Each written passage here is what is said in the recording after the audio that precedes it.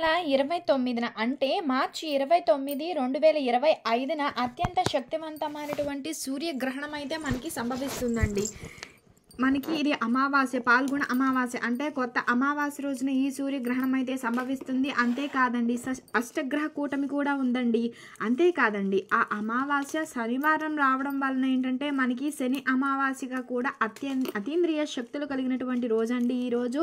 ఇలాంటి శక్తివంతమైనటువంటి రోజున గుమ్మానికి ఈ ఆకులు కనుక మనం కట్టుకుంటే చాలండి, ఇంటికి ఉన్న అన్ని రకాల దరిద్రాలు తొలగిపోతాయి. ఈరోజు సూర్యగ్రహణ సమయంలో ఎవరైతే ఈ చెట్టు ఆకులను ఇంటి గుమ్మానికి కట్టుకుంటారో అలాంటి ఇంటికి గ్రహణ సమయంలో వెలువడేటువంటి విష కిరణాలు ఆ ఇంటి పైన పడకోకుండా ఆ ఇంటిని రక్షిస్తాయండి. అంతేకాదండి, ఇట్లా ఈ గ్రహణ సమయంలో ఇట్లా ఈ చెట్టు ఆకులు మనం కట్టుకోవడం వలన ఏంటంటే మనకి ఎన్నో రకాల శుభ ఫలితాలు అయితే మన జీవితంలో కలుగుతాయి.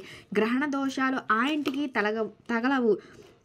నరదిష్టి, నరపీడ ఆ ఇంటికి తగలవు. ఆ ఇంటిలోని వారికి ఎలాంటి గ్రహణ దోషాలు కూడా తగలవండి. అలాంటి వారికి సకల శుభాలు కలుగుతాయి. సూర్యగ్రహణం రోజున గుమ్మానికి ఏ ఆకులు కట్టుకున్నట్లయితే మన ఇంటిలోని అన్ని రకాల దరిద్ర బాధలు తొలగిపోయి అష్టైశ్వర్యాలు కలుగుతాయో మనం ఈ వీడియోలో వివరంగా తెలుసుకుందామండి.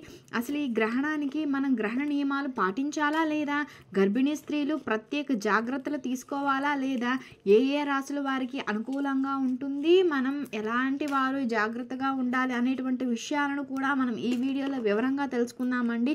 శక్తివంతమైనటువంటి ఈ సూర్యగ్రహణము కొత్త అమావాస్య, ఈ శని అమావాస్య కలిసినటువంటి ఈ రోజున చాలా విశేషమైనటువంటి రోజుగా జ్యోతిష్య శాస్త్రం అయితే తెలియజేస్తుందండి. ఈ నెల 29వ తేదీ సంభవించేటువంటి సూర్యగ్రహణం పాల్గొన అమావాస్య రోజున శ్రీ క్రోధీనామ సంవత్సర చివరి రోజున ఉత్తరాభాద్ర నక్షత్రము మీనరాశిలో రాహుగ్రస్త సూర్యగ్రహణం అయితే సంభవిస్తుందండి. ఇది రాహుగ్రస్త పాక్షిక సూర్యగ్రహణం. ఈ సూర్యగ్రహణ సమయం మనం గమనించినట్లయితే మనకి మార్చి 29వ తేదీ మధ్యాహ్నం 2:20 ఈ సూర్యగ్రహణం అయితే మనకి స్టార్ట్ అయ్యి సాయంత్రం 6:13 వరకు అయితే ఈ గ్రహణం సంభవించడం జరుగుతుంది. అంటే గ్రహణ స్పర్శకాలం మధ్యాహ్నం 2:20 అయితే అవుతుందండి. గ్రహణ మధ్యకాలం ఏంటంటే సాయంత్రం 4:17 అయితే ఉంటుంది. ఇక ఈ గ్రహణ మోక్షకాలం వచ్చేసి సాయంత్రం 6:13 గ్రహణం అయితే పూర్తయిపోతుంది. ఈ గ్రహణం మన భారతదేశంలో సంభవించదండి.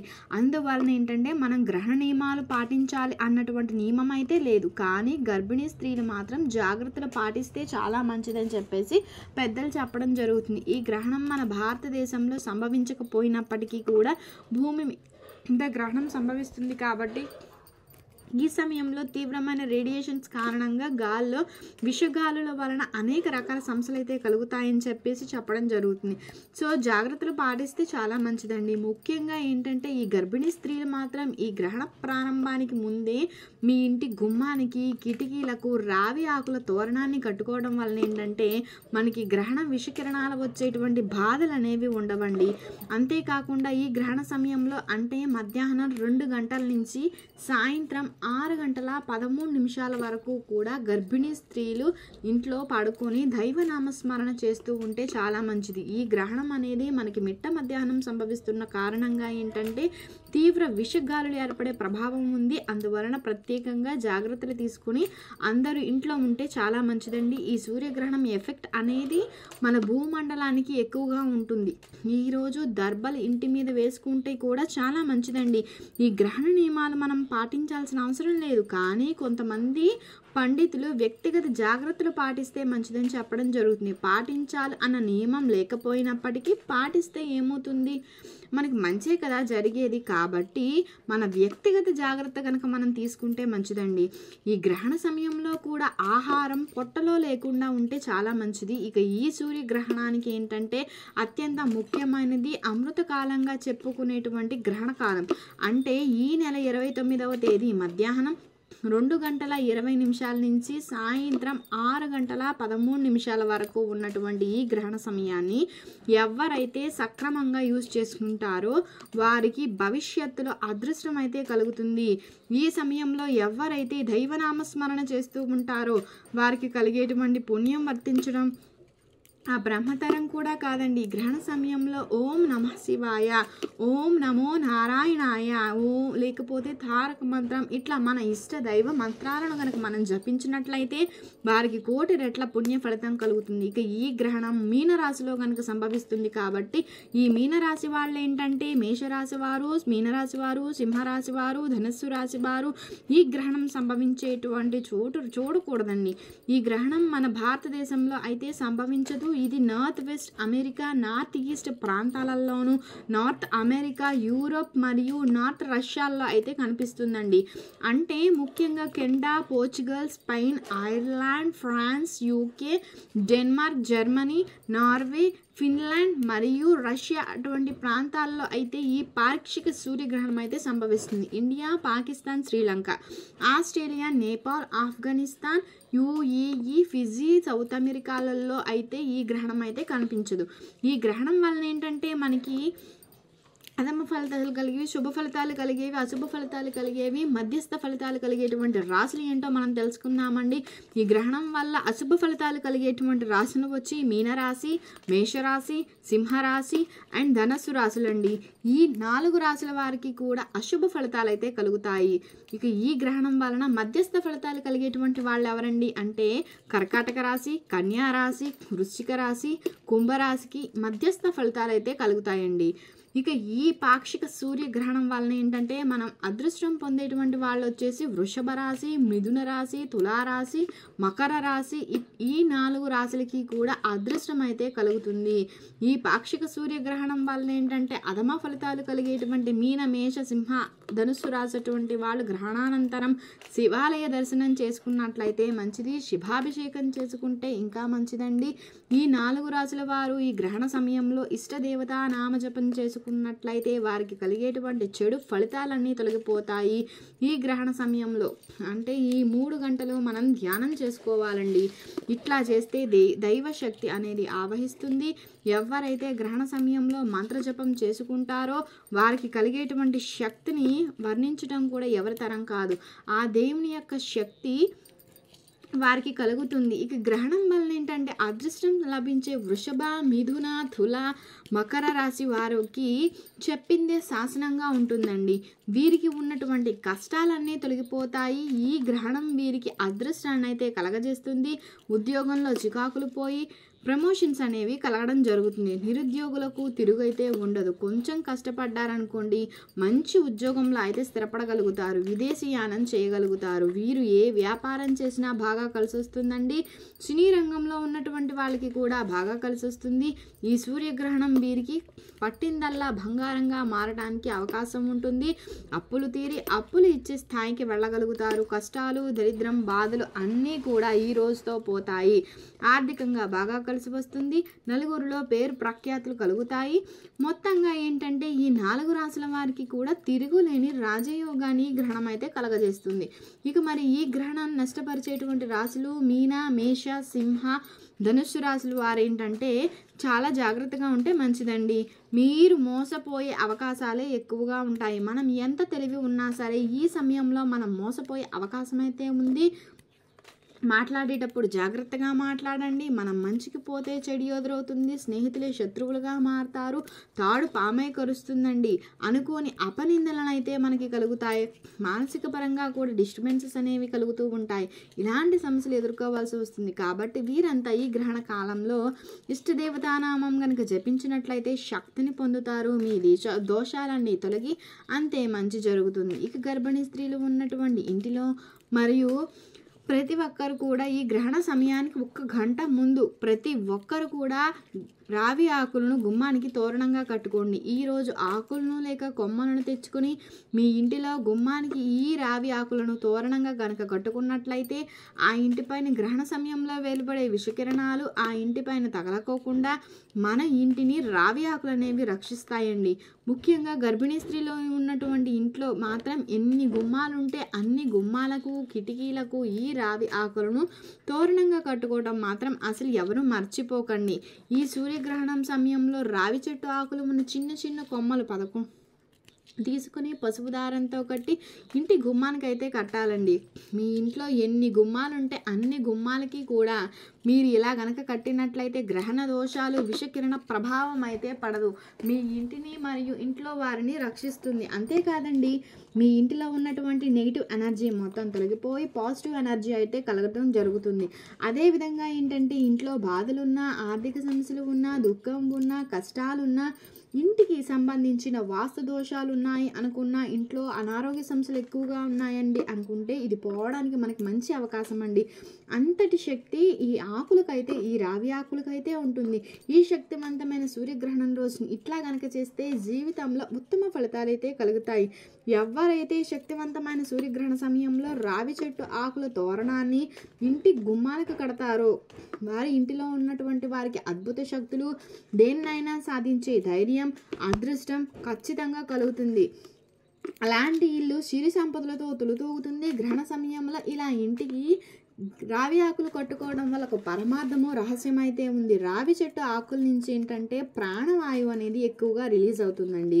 అంతేకాదు ఈ ఆకులు ఉన్న దగ్గర గాల్లో వాతావరణ కాలుష్యం ఉన్నా, విషగాలులు ఉన్నా సరే వాటిని ఆకులు అనేవి శుద్ధి చేసి స్వచ్ఛమైన గాలిని మనకు అందజేస్తాయి. అందుకే ఇలా ఈ గ్రహణ సమయంలో కొన్ని శక్తులు, విషవాయువులు ప్రసరిస్తూ ఉంటాయి కాబట్టి అవి మన ఆరోగ్యం మీద తీవ్ర ప్రభావం అనేది చూపించకుండా ఇట్లా ఈ సూర్యగ్రహణ సమయంలో మన ఇంటికి ఉన్న ప్రతి గుమ్మానికి కూడా రావి ఆకులను పసుపు దారంతో, అంటే తెల్లని దారానికి పసుపు రాసి ఈ ఆకులను ఆ దారానికి కట్టి గుమ్మానికి తోరణంగా కట్టుకోవాలి. ఇట్లా కనుక మీ ఇంటిలో ఉన్న ప్రతి గుమ్మానికి కట్టుకోవడం వల్ల ఏంటంటే విష గాలులు ఇంట్లోనికి రాకుండా గుమ్మం దగ్గర ఆపేయడం జరుగుతుంది. ఒకవేళ ఇంటిలోనికి వచ్చిన విషగాలను కూడా ఇవి మనకి క్లీన్ చేస్తాయి అని చెప్పేసి అనాథ కాలం నుంచి రావి చెట్టు ఆకులను గ్రహణ సమయంలో కట్టుకోవడం అనేది ఆచారంగా ఉందండి. ఈ గ్రహణ సమయంలో గర్భిణీ స్త్రీలకు ఈ విషగాలుల వల్ల కడుపులో బిడ్డకి ఎలాంటి చెడు కలగకోకుండా ఇట్లా రావి చెట్టు ఆకులు ఇంటి గుమ్మానికి అయితే కడతారు. ఇదే గ్రహణ సమయంలో రావి ఆకులను గుమ్మానికి మనం కట్టుకుంటామన్న పరమ రహస్యం అండి. ముఖ్యంగా ఈ చెడు ఫలితాలు కలిగేటువంటి వాళ్ళు మీన, మేష, సింహ, ధనుస్సు రాశి వారు ఏంటంటే ఇట్లా ఈ రావి ఆకుల తోరణం కనుక ఇంటికి కట్టినట్లయితే వారికి గ్రహణం వల్ల ఏర్పడే చెడు ఫలితాలు అనేవి తొలగుతాయి, దోషాలు తొలగిపోతాయి. అంతటి శక్తి రావి ఆకులకైతే ఉండడం జరుగుతుంది. రావి చెట్టు ఆకుకు అద్భుత శక్తి ఉందని చెప్పి మన మహర్షులు గ్రహించి ఈ చెట్టు కింద తపస్సు చేసి ఎన్నో రకాల ప్రయోజనాలను అయితే పొందారండి. రావి ఆకులు చెట్టు దగ్గర తోకలా ఉండే ఆ మొన నుంచి ఆ ఆకులు గాలి వచ్చేటప్పుడు గలగలమని కదులుతాయి. అందుకే ఈ చెట్టు చల్లదనము అంటారండి. అలసిపోయినటువంటి వాళ్ళు రావి చెట్టు దగ్గర కనుక విశ్రమించారు అంటే ఆ ఆకుల కదలిక జోలపాటలా ఉండి నిద్రపడుతుందంట త్వరగా. మన పూర్వీకులు ఎక్కువగా రావి చెట్టు నీడనే విశ్రమించేటువంటి వాళ్ళు ఎక్కువ కాలం బతకటానికి కూడా ఇది ఒక పెద్ద రహస్యం అనే చెప్పాలి. వృక్షాలన్నింటిలో రావి చెట్టు పరమ పవిత్రమైనదిగా శ్రీమద్ భాగవతంలో ఆ సాక్షాత్తు శ్రీకృష్ణుడే చెప్పాడండి. దీన్ని విష్ణు వృక్షంగా చెప్తారు. అశ్వత్ వృక్షంగా చెప్పినటువంటి ఈ రావి చెట్టు దగ్గర పరమ భక్తులు అయినటువంటి హిందువులు తమ ప్రాణం వదలడానికి ఇష్టపడతారండి. ఎవరైతే రావి చెట్టు మొదటిలో నీటిని పోసి ప్రదక్షిణాలు చేయడం వలన భగవంతుడు సేవించినటువంటి పుణ్యం అయితే కలుగుతుంది, ఆయుష్య పెరుగుతుంది, పాపాలన్నీ తొలగిపోతాయి, మోక్షం కలుగుతుంది. రావి చెట్లు ఏ ఊర్లో అయితే అధికంగా ఉంటుందో ఆ ఊర్లో అందరూ కూడా ఆరోగ్యంగా జీవించడం అయితే అవకాశం ఉంటుంది. ఎందుకంటే రావి చెట్టు నుంచి ప్రాణవాయువు అధికంగా ఉంటుంది. రావి చెట్టు సమీపంలో నివసించేటువంటి వారికి ఆరోగ్యాలు కూడా కలుగుతాయండి. అంతేకాదు రావి చెట్టు నుంచి వీచే గాలి వాతావరణ కాలుష్యాన్ని పారదోలుతుంది, స్వచ్ఛమైన ఆరోగ్యమైన గాలిని మానవులకు పంచుతుంది. పద్మపురాణం రావి చెట్టు విష్ణు స్వరూపంగా తెలియజేయడం అయితే జరుగుతుంది. రావి చెట్టు అతి పవిత్రమైనటువంటి చెట్టుగా కూడా చెప్పడం జరుగుతుందండి. బ్రహ్మ వివర్త పురాణంలో కూడా రావి చెట్టు గురించి చెప్పడం అయితే జరుగుతుందని. ఇది శ్రేష్టమైనదిగా దేవతా వృక్షంగా పురాణాలు రావి చెట్టుని అశ్వత్ వృక్షంగాను పరమ పవిత్రమైనదిగా చెప్పడం అయితే జరుగుతుంది. గౌతమ బుద్ధునికి రావి చెట్టు కింద జ్ఞానోదయం అయ్యింది కాబట్టి రావి చెట్టును బోధి వృక్షం అని చెప్పేసి కూడా చెప్పడం జరుగుతుంది. రావి చెట్టు మొదట్లో విష్ణువు కొమ్మల్లో నారాయణ, బోధిలో విష్ణు, హరి, అచ్యుతుడు ఇట్లా ఈ పురాణ ఉన్నారని చెప్పేసి చెప్పడం జరుగుతుంది. రావి చెట్టు వృక్షం దగ్గర యజ్ఞాలు, యాగాలు, నోములు, వ్రతాలు ఏం చేసినా, చెప్పినా, విన్నా సత్ఫలితాలు కలుగుతాయని చెప్పేసి పురాణాలు చెప్పడం జరుగుతుందండి. కుటుంబంలో ఆపద వచ్చినా, ఆర్థికపరమైన ఒడిదుడుకులు వచ్చినా వాటిని తొలగించుకోవాలి అంటే మీరు ఖచ్చితంగా రావి ఆకులతో ఈ పరిహారాన్ని ఎవరైతే చేస్తారో ఆ ఇంట్లో సకల సంతోషాలు నిండుకుంటాయి. ఆ ఇంట్లో ధనానికి ఎల్లప్పుడూ లోటు లేకుండా ఉంటుంది. దీనికోసం రావి చెట్టు ఆకులను సేకరించి తోరణంగా చేసి ఇంటి ప్రధాన ద్వారానికి ఈ ఆకులను తోరణంగా కట్టాలండి. అవి ఎండిపోయిన తర్వాత మరి వాటిని తీసేసేసి తిరిగి మళ్ళీ కట్టుకోవచ్చు. ఇట్లా ఒక 9 సార్లు కనుక మనం చేసామనుకోండి ఆ ఇంటిలో ఉన్న సమస్యలు తొలగిపోతాయి. ఎవరైనా సరే ఈ గ్రహణం అయిపోయిన తర్వాత మరుసటి రోజు దైవ దర్శనం చేసుకొని ఆ రావి చెట్టు దగ్గరకు వెళ్ళి 11 సార్లు ప్రదక్షిణం అయితే చెయ్యండి. ఇట్లా చేస్తే గ్రహణ దోషాలు అనేవి తగ్గుముఖం అయితే పడతాయి. అలానే ఈ రోజు నుంచి అష్టగ్రహ కూటమి కూడా ఏర్పడుతుంది కదా, అందుకే శని అమావాస్య కూడా ఉంది. శనిదేవునికి ఎంతో ఇష్టమైనటువంటి ఈ రోజున ప్రతి ఒక్కరు కూడా ఈ ఒక్క పని కనుక చేసినట్లయితే శనిదేవుడు సంతోషించి కష్టాలన్నింటినీ తీర్చి ఆర్థిక ఇబ్బందులను పోగొట్టి మీ జాతకాన్ని మార్చి మిమ్మల్ని కుబేరుడిగా మార్చడం అయితే జరుగుతుందండి. అది ఏంటో మనం ఈ వీడియోలో తెలుసుకుందాం. శనివారం అమావాస్య వస్తే దాన్ని శని అమావాస్య అంటారు. శని అమావాస్య అనేది శనిదేవునికి చాలా ఇష్టమైనటువంటి రోజు అండి. ఈరోజు నువ్వుల నూనెతో శనికి తైలాభిషేకం కనుక చేస్తే చాలా మంచిదండి. శని దోషాలు తొలగిపోతాయి. అట్లా కుదరకపోతే దేవాలయంలో జమ్మి చెట్టు ఉంటే జమ్మి చెట్టు ఆకులను తీసుకుని ఆ జమ్మి చెట్టు ఆకు మీద ఉప్పు రాయాలి. ఉప్పు రాసిన జమ్మి ఆకు నవగ్రహాలయంలో శని విగ్రహం దగ్గర ఉంచి నమస్కారం అయితే చేసుకోవాలి. ఇట్లా గనక చేస్తే శని బాధలు, శని పీడల నుంచి సులభంగా బయటపడతామండి. అదేవిధంగా శని అమావాస్య రోజున నవగ్రహాలకు 27 ప్రదక్షిణాలు కనుక చేస్తే శని దోషాలన్నీ తొలగిపోతాయి.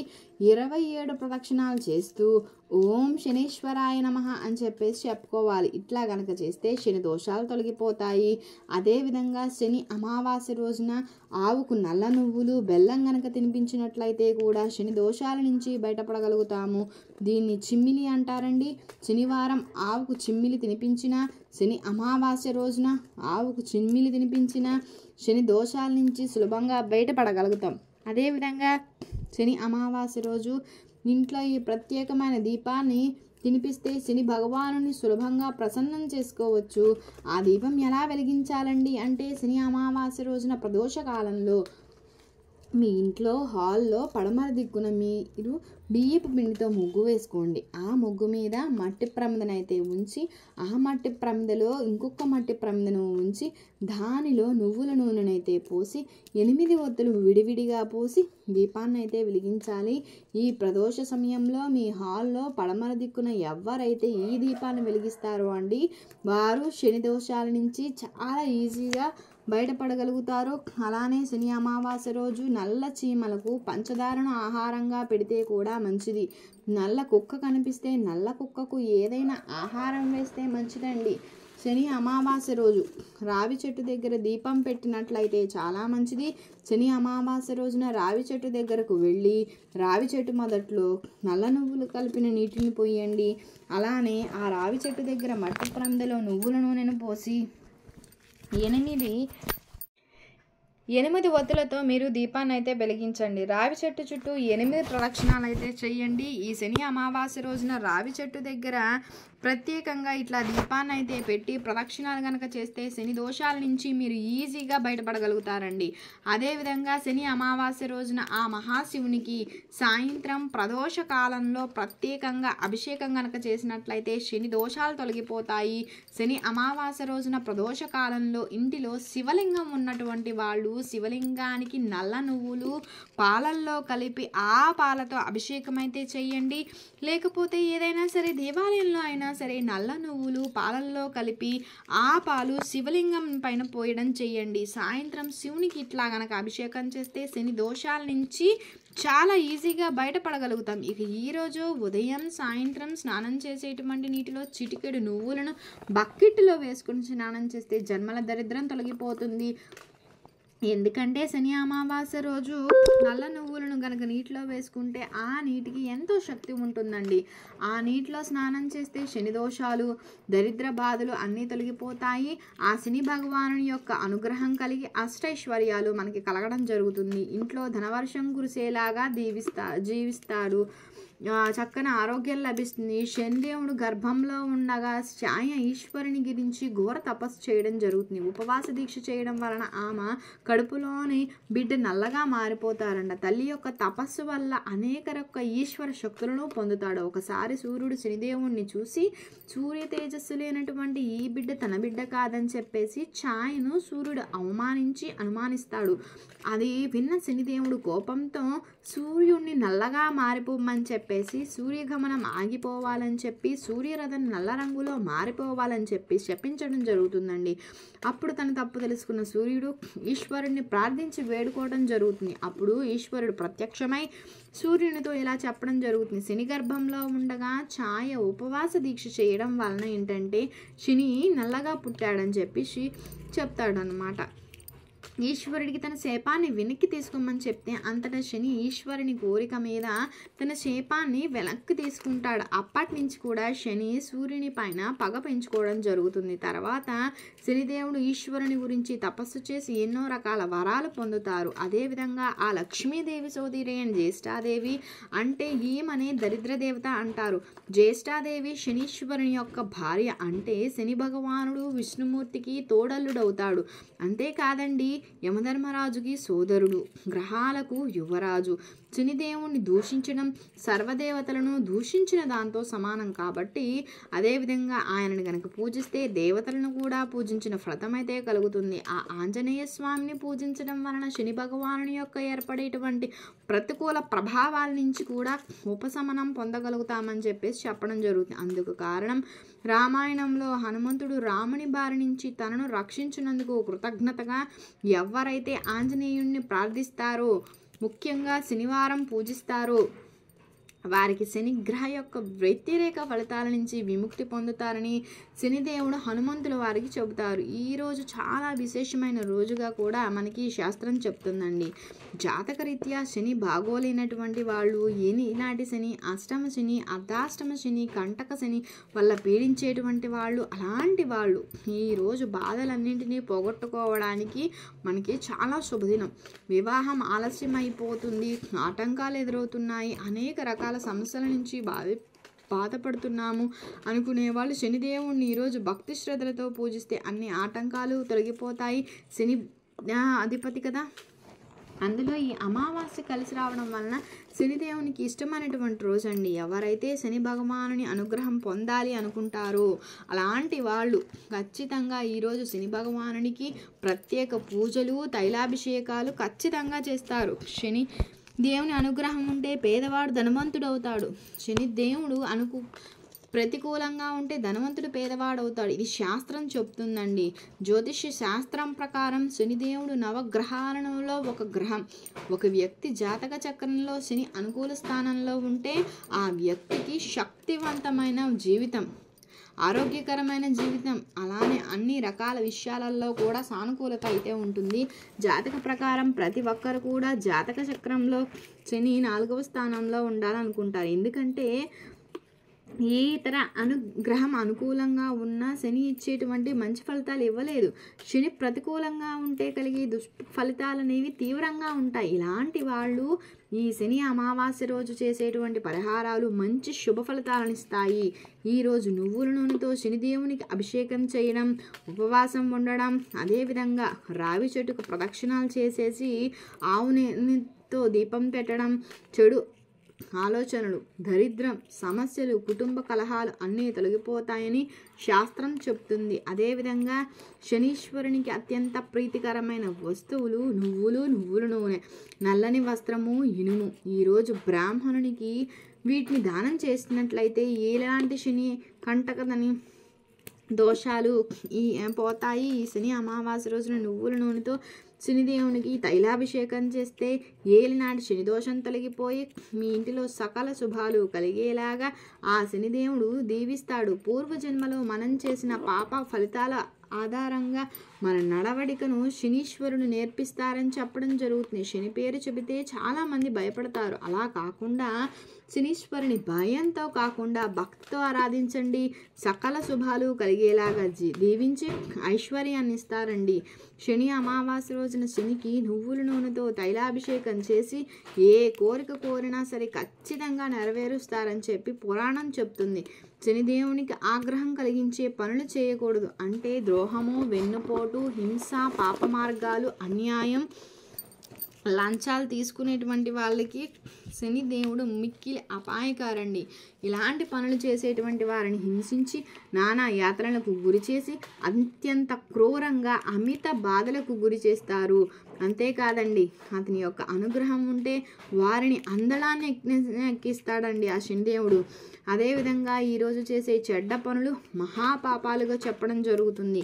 శనిదేవుని యొక్క అనుగ్రహం పొందాలి అంటే ఈ శని అమావాస్య రోజు ఉదయం 6 గంటల నుంచి సాయంత్రం 6 గంటల వరకు ఉపవాసం ఉండి నువ్వుల నూనెతో దీపాన్ని వెలిగించి తైలాభిషేకం చేస్తే సమస్త దోషాలు, శని దోషాలు, పాపాలు అన్నింటినీ పోగొట్టి ఐశ్వర్యవంతుల్ని చేస్తారు. ఈ శని అమావాస్య రోజున ఎవరైతే ఈ స్తోత్రాన్ని వీలైనన్ని సార్లు జపిస్తారో అలాంటి వాళ్ళ బాధలను తొలగించి అందలాన్ని ఎక్కిస్తాడండి శని భగవానుడు. నీలాంజన సమాభాసం రవిపుత్రం యమాగ్రజం ఛాయా మార్తాండ సంభూతం తం నమామి శనైశ్వర్యం అని వీలైనన్ని సార్లు జపించడం వల్ల శని భగవానుడు కరుణించి శని దోషాలను పోగొట్టడం అయితే జరుగుతుంది. ఈరోజు శనిదేవునికి శంకు పుష్పాలను కనుక అర్పించినట్లయితే సకల దోషాలు తొలగి ఐశ్వర్యం కలగలా చేస్తారు. ఈరోజు కాకికి అన్నం పెట్టడము మంచిదే. ఎందుకంటే శనిదేవుని వాహనమైన కాకికి అన్నం పెడితే ఆ శనిదేవుడు సంతోషించి సకలైశ్వర్యాలను పొందుతాడండి. ఈరోజు ప్రతి ఒక్కరు కూడా ఈ విషయాలను గుర్తుంచుకోవాలి. ఈరోజు ఎవరి వద్ద నుంచైనా సరే ఇనుము, ఉప్పు, నువ్వుల నూనె చేతితో అయితే తీసుకోకూడదు. మరి నువ్వులను దానం చేస్తే ఎవరు తీసుకుంటారండి అనుకుని సందేహం రావచ్చు. వాటిని దానం తీసుకునే శక్తి కొంతమందికే ఉంటుందండి. ఆ విషయం మనకు తెలియాలి అంటే దగ్గరలో ఉన్నటువంటి గుడిలో పండితుల్ని అడిగి వాళ్ళ గురించి చెప్తారు. వారికి నువ్వులను దానం చేయొచ్చు. అంతేకాని ఈరోజు పొరపాటున కూడా మీరు ఎవరి దగ్గర నుంచైనా సరే ఇనుము, ఉప్పు, నువ్వుల నూనె చేత్తో మాత్రం తీసుకోకుండా జాగ్రత్త పడండి. ఈ పాల్గొన అమావాస్య అనేది మనకి కొత్త అమావాస్య కదా. ఈరోజు లక్ష్మీదేవికి ఇష్టమైనటువంటి రోజుగా కూడా మనకి పురాణం తెలియజేస్తుంది. ఈ అమావాస్య రోజున ఎవరైనా సరే కష్టాలతో బాధపడుతుంటే వారు ఇలా గనక చేస్తే మనకు పట్టిన దరిద్రం వదిలి అపార కుబేరులుగా మారతారండి. మరి ఈ కొత్త అమావాస్య రోజున మనం ఏం చేస్తే తిరుగులేని రాజయోగం పడుతుందో కూడా తెలుసుకుందాం. అమావాస్య తిథి శక్తివంతమైంది కాబట్టి ఈ అమావాస్య అత్యంత శక్తివంతమైనటువంటిది. నరఘోష, నరపీడ, ఎదుటి వాళ్ళ ఏడుపులు, దిష్టి దోషాలు, ఇంటి మీద చేసే ప్రయోగాలు, మనుషులకు చేసే ప్రయోగాలు వీటన్నింటినీ తొలగించుకునే శక్తి ఈ కొత్త అమావాస్యకు ఉంటుందండి. ఈ కొత్త అమావాస్య రోజున కొన్ని ప్రత్యేక విధి విధానాలు పాటించినట్లయితే మనకి జన్మల దోషాలు, ఏలినాటి దరిద్రం అన్నీ కూడా తొలగిపోతాయి. అమావాస్య సందర్భంగా ఎవరైనా సరే రావి చెట్టు దగ్గర గానుగు దీపం వెలిగించాలండి. దగ్గరలో ఉన్న రావి చెట్టు దగ్గరికి వెళ్ళి మార్నింగ్ టైంలో రావి చెట్టు దగ్గర బియ్య పిండితో ముగ్గేసేసుకుని రావి చెట్టు మొదట్లో నీళ్లు పోసి కాస్త పసుపు కుంకుమ రావి చెట్టును మొదటిలో వేసి అక్కడ ఒక మట్టి ప్రమిదలో ఆవ నూనెనైతే తీసుకోండి. 12 ఒత్తులను విడివిడిగా తీసుకుని దీపాన్ని వెలిగించండి. ఇట్లా రావి చెట్టు దగ్గర 12 ఒత్తుల దీపాన్ని వెలిగించిన తర్వాత రావి చెట్టు చుట్టూ 12 ప్రదక్షిణాలు చేయండి. కొత్త అమావాస్య రోజున ఇలా గనక చేస్తే అన్ని రకాల దోషాలు తొలగిపోతాయి. మీ ఇంటిలోని దరిద్ర బాధలన్నీ తొలగిపోయి సకల శుభాలు కలుగుతాయి. అన్ని పనుల్లో విజయం కలుగుతుంది. అదేవిధంగా ఈ కొత్త అమావాస్య రోజున గ్రామ దేవతల దర్శనం కనుక చేస్తే అద్భుత ఫలితం అండి.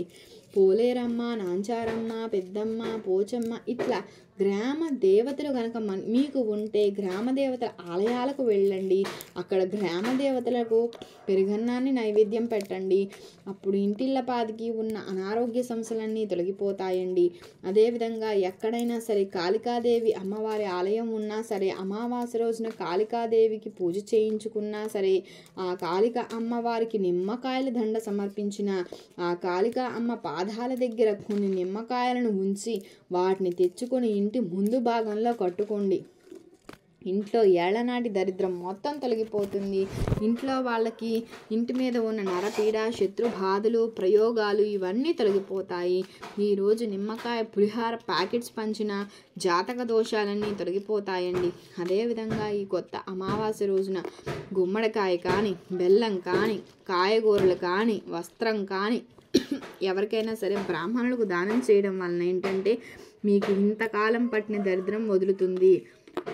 అంతేకాదండి, ఈ జన్మలోనే కాదు ఏ జన్మలో కూడా మనం కుటుంబంలో దరిద్రులుగా పుట్టరు. అందరూ ధనధాన్యాలతో వర్ధిల్లుతారు. ఇక మీ ఇంటిలో ఉన్న దరిద్రం మొత్తం తొలగాలి అంటే, మీ పితృదేవతల ఆశీస్సులు కలగాలి అంటే మీ కొత్త అమావాస్య రోజున మధ్యాహ్నం కాకికి లేక కుక్కకి లేక పక్షికి ఆహారం పెట్టండి.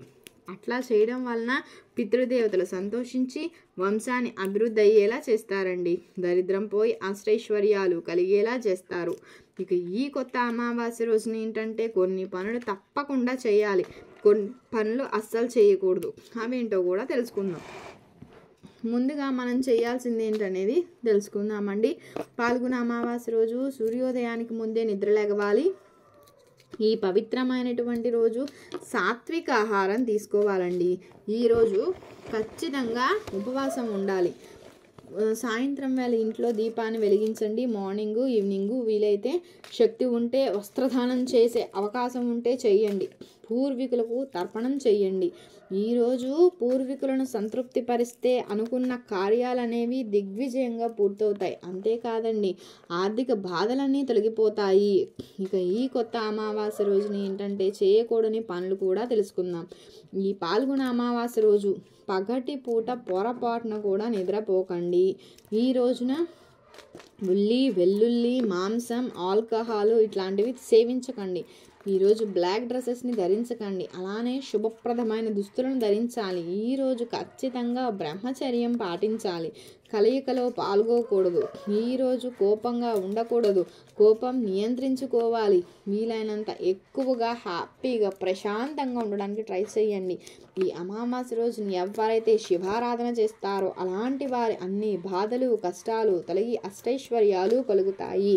ఈరోజు సాయంత్రం ఆ మహాశివుని ఫోటో ముందు ఆవు నెయ్యితో దీపం వెలిగించి ఒక మారేడు ఆకును సమర్పించి ఒక బెల్లం ముక్కను నైవేద్యంగా సమర్పించి ఓం నమ శివాయ అనే పంచాక్షరిని 108 సార్లు జపిస్తే వారి ఇంట్లో అన్ని బాధలు తొలగిపోయి అష్టైశ్వర్యాలు కలుగుతాయి. ఆర్థిక ఇబ్బందులన్నీ తొలగి ధన ప్రవాహం కలుగుతుంది. పాల్గొన బహుళ అమావాస్య రోజున కొత్త అమావాస్య అనడానికి ఒక కారణం అయితే ఉందండి. దానికి కారణం ఏంటంటే ఈరోజు కొత్త సంవత్సరానికి వ్యవసాయ పనులు అనేవి స్టార్ట్ చేస్తారు. కాబట్టే ఆ రోజు కొత్త అమావాస్య అంటారు. ఈ కొత్త అమావాస్య రోజు రాత్రి సమయంలో భోజనం చేయకూడదు. ఎందుకంటే అమావాస్య రోజు గ్రహణ వలన ఏంటంటే సముద్రం నిశ్చల స్థితికి చేరుకుంటుందండి. అలానే మానవ శరీరంలో రక్త ప్రసరణలో కూడా మార్పు కలుగుతుంది. అలా ఆహారం స్వీకరించటం వల్ల అది విషంగా మారుతుందని తినకూడదని చెప్తారు. అంతేకాదు ఆ రోజు మన ఆలోచనలు ఏకాగ్రత పైన కూడా ప్రభావం ఉంటుంది. అందుకే మానసిక పరమైన సమస్యలు తలెత్తకుండా ఏకాగ్రత కోసం భగవన్నామస్మరణ చేయాలి. అమావాస్య రోజున సంకల్ప శక్తి బలంగా ఉంటుంది. కాబట్టి ఆ రోజు భగవంతుణ్ణి ధ్యానిస్తే ఫలితం ఎన్నో రెట్ల అధికం. కొత్త అమావాస్య రోజు పితృదేవతలకు పిండ ప్రదానం చేయడం, తర్పణాలు విడవడం మంచిదండి. ఈ అమావాస్య రోజున మీరు చేసే పితృకార్యాలు వారిని ఉత్తమ లోకాలకు చేరడానికి సహాయపడతాయి. అంతేకాక ఈరోజు పితృదేవతల ఫోటో ముందు నిల్చొని వారిని మనస్సులో తలుచుకుని నమస్కారం చేసుకుంటే వారికి వంశాభివృద్ధి కలుగుతుంది. ఈరోజు చేసే దానం వల్ల ఐశ్వర్యం లభిస్తుంది. ఈ కొత్త అమావాస్య రోజున గ్రామ దేవతలు పూజించడం ఆనవాయితీగా వస్తుందండి. ఈరోజు గ్రామ దేవతలకు సర్ది పెడతారండి. ఈరోజు గ్రామ దేవతలకు ఉత్సవాలు కూడా చేస్తారు. ఇది సూర్యుడు మీనరాశిలో ప్రవేశించినటువంటి రోజు కాబట్టి మీన సంక్రమణం అయితే అంటారు. ఈరోజు చేసే జపాలు దానం